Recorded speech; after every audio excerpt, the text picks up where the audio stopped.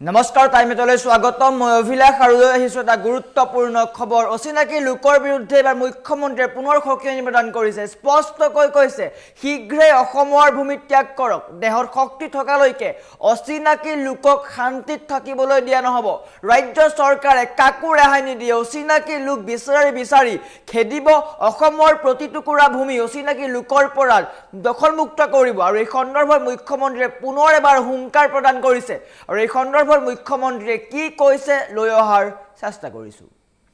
জনাই আছো ডাঙৰ খবৰ টাইম 8 বিগ ব্ৰেকিং শক্তি থকালৈকে অচিনাকি লোকক শান্তিত থাকিবলৈ নিদিও মুখ্যমন্ত্ৰীয়ে পুনৰ এবাৰ হুংকাৰ প্ৰদান কৰিছে চৰকাৰে কাকো ৰেহাই নিদিয়ে চৰকাৰে কোনো অচিনাকি লোকক ৰেহাই নিদিয়ে প্ৰতিগৰাকী অচিনাকি লোকলৈ মুখ্যমন্ত্ৰীৰ সকিয়নি শীঘ্ৰেই আমাৰ সত্ৰ আমাৰ ভূমি ত্যাগ কৰক অসমক চাৰিওফালে এছাম অচিনাকি লোকে ঘেৰি আছে অসমৰ বিভিন্ন প্ৰান্তত এছাম অচিনাকি লোকে বসতি পাতিছে আৰু সেই অচিনাকি লোকেই শংকৰ মাধৱৰ মহত্ব বুজি নাপায় আমাৰ গুৰু শংকৰ মাধৱহে আজান ফকীৰ নহয় আমাৰ গুৰু শংকৰ মাধৱ এছামে মহাপুৰুষ শ্ৰীমন্ত শংকৰদেৱক আজান ফকীৰৰ সৈতে তুলনা কৰে সেই নামৰ সৈতে শংকৰ মাধৱৰ নামৰ সৈতে আন কোনো নাম সংলগ্ন কৰা নহব সূৰ্য চন্দ্ৰ থকালৈকে আমাৰ হৃদয়ত প্ৰতিগৰাকী অসমীয়াৰ হৃদয়ত শংকৰ মাধৱ থাকিব এই দেশ শংকৰ মাধৱৰ দেশ এই দেশ আমাৰ দেশ মুখ্যমন্ত্ৰীয়ে হুংকাৰ প্ৰদান কৰিছে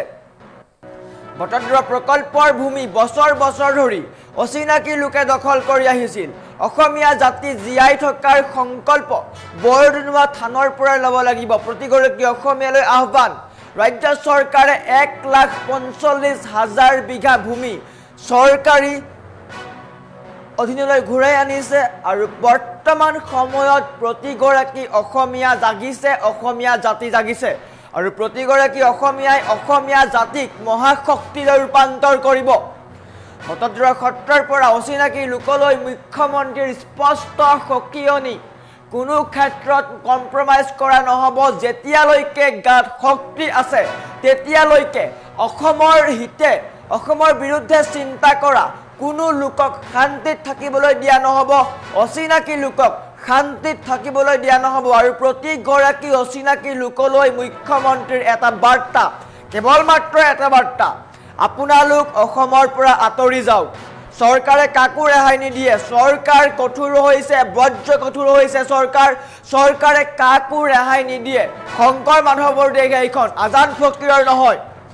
আজান ফকীৰৰ সৈতে শংকৰ মাধৱক তুলনা নকৰিব আমাৰ গুৰু শংকৰ মাধৱ আজান ফকীৰ কেতিয়াও হ'ব নোৱাৰে এছামে মহাপুৰুষ শ্ৰীমন্ত শংকৰদেৱক আজান ফকীৰৰ সৈতে তুলনা কৰে সেয়া হ'বলৈ দিয়া নহব প্ৰতিগৰাকী অসমীয়া এতিয়া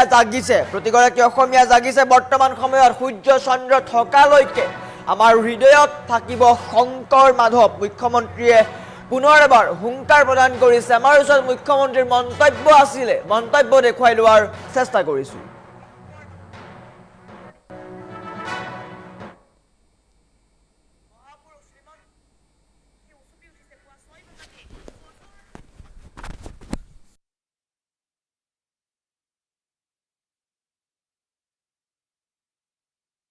আমি মহাপুৰুষ শ্ৰীমন্ত শংকৰদেৱ আবিৰ্ভাৱ ক্ষেত্ৰ নিৰ্মাণ কৰিছিলো এই মাটি কোনে দখল কৰি আছিলে অচিনাকি মানুহসকলে এই মাটি দখল কৰি আছিলে আপোনালোকে ভাৰতীয় জনতা পাৰ্টিক দায়িত্ব দিছিলে যে এই অচিনাকি মানুহসকলক বৰদুৱা থানৰ পৰা উচ্ছেদ কৰিব লাগে আৰু ইয়াতে মহাপুৰুষ শ্ৰীমন্ত শংকৰদেৱৰ আবিৰ্ভাৱ ক্ষেত্ৰ নিৰ্মাণ হ'ব লাগে আজি আমি আপোনালোকক জনাবলৈ পাই আনন্দিত যে অকল অসমৰ ভিতৰতে নহয় দেশৰ ভিতৰতে এখন অত্যন্ত আধ্যাত্মিক দৃষ্টিভংগীৰে নিৰ্মাণ কৰা আজি মহাপুৰুষ শ্ৰীমন্ত শংকৰদেৱ আবিৰ্ভাৱ ক্ষেত্ৰ কেন্দ্ৰীয় গৃহমন্ত্ৰী ডাঙৰীয়াৰ কমলৰে উদ্বোধন কৰা হ'ল। এই আবিৰ্ভাৱ ক্ষেত্ৰত আমি সকলোৱে আহি মহাপুৰুষ শ্ৰীমন্ত শংকৰদেৱৰ মাধৱদেৱৰ জীৱন সাধনা আৰু তেওঁলোকৰ দৰ্শনৰ ওপৰত আমি আলোচনা কৰিম আৰু অসমীয়া জাতিৰ এক মেৰুদণ্ড আমি এই বটদ্ৰৱা থানৰ পৰাই নিৰ্মাণ কৰিম। মোক কোনোবাই সুধিছে এই আবিৰ্ভাৱ ক্ষেত্ৰত প্ৰৱেশ কৰিবলৈ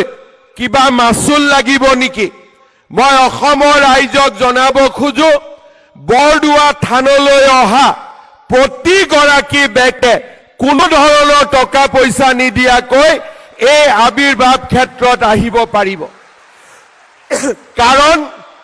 আমি বিচাৰো যে আমাৰ জাতিয়ে